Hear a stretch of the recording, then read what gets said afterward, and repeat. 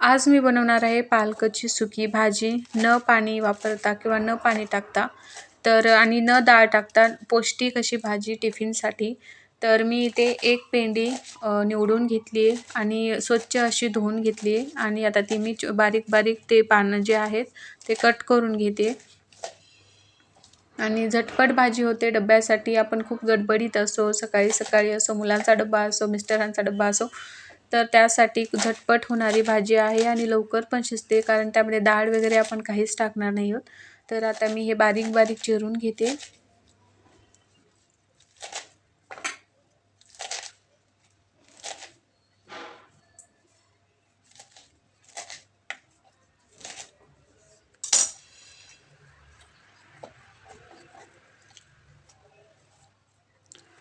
तर तुम्ही बघू शकताय बारीक मी चिरून घेतलेली आहे. नंतर मी गॅस चालू केला, त्यावर कढई ठेवली. कढई छान थोडीशी तापल्यानंतर त्यामध्ये तेल टाकून घेतले. साधारण 2 पळ्या मी तेल टाकले. नंतर त्यामध्ये मोहरी टाकली. तेल तापल्यानंतर मोहरी छान कडकडल्यानंतर त्यामध्ये टाकले मी जिरे,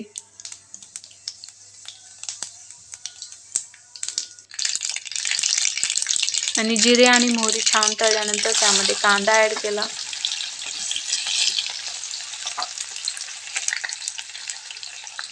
कांदा छान तळून घ्यायचा आहे.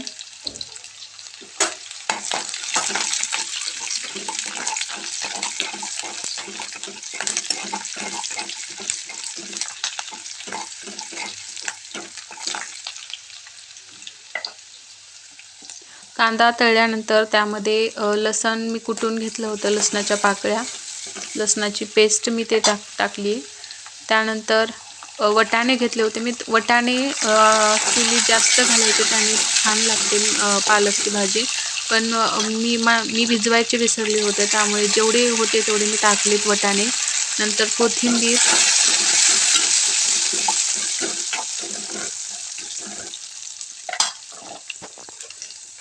आणि पालक जे आपण निवडून घेतलेली आहे कट करून, ती मी ॲड केली आहे तेलामध्ये.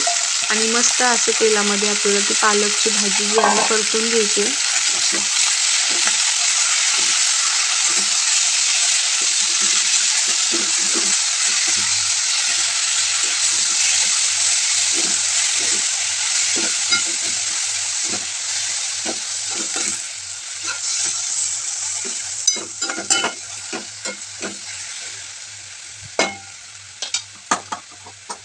तर भाजी परतून झालेली आहे. तुम्ही बघू शकताय पाणी सुटत आहे आत्ताच. त्यानंतर मी अर्धा चमचा हळद टाकली त्यामध्ये. नंतर 1 मोठा चमचा लाल तिखट आणि परतून घ्यायचं परत, जेणेकरून ते हळद आणि आपण टाकलेलं लाल तिखट ते पूर्ण भाजीला हे होईल.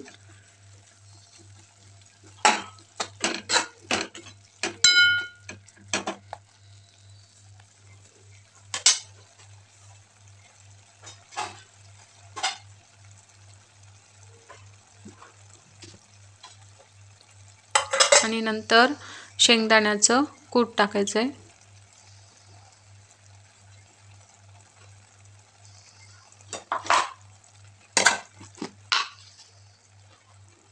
आणि चवीनुसार मीठ टाकून घ्यायचं आहे.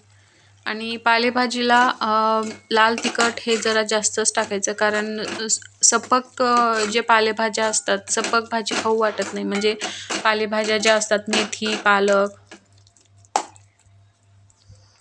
तर आता मी व्यवस्थित मिक्स करून घेतले आणि थोडं 5-10 मिनटं झाकून ठेवायचे. मध्ये मध्ये बघायचे थोडं, म्हणजे बघा छान शिजत आहे भाजी. तर 10-15 मिनिट झालेले होते आणि मग मी ते काढून बघितले, तर भाजी शिजलेली होती छान. पाणी पण त्याचं पाणी सुटून भाजी शिजलेली होती. तर तुम्ही बघू शकताय. लगेच मी एक डब्बा घेते, कारण मला डब्यालाच द्यायची होती. तर मी एका डब्यामध्ये ते काढून घेते भाजी. छान चमचमीत भाजी तयार आहे.